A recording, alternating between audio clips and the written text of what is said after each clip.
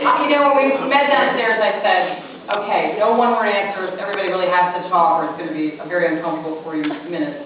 You're trying to drag stuff out of you, and I should have known that would not be a problem. The only question I didn't get to ask you guys, because they're over there, back there saying, "Time, Elizabeth, time."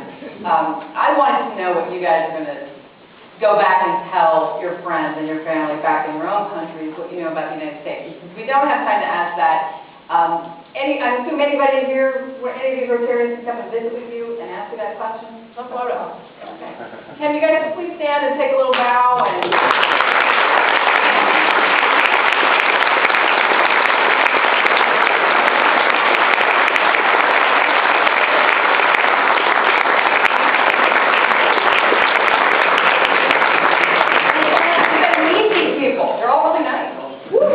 Thank you. I think we're taking a break. I'm not really in charge, but here you go.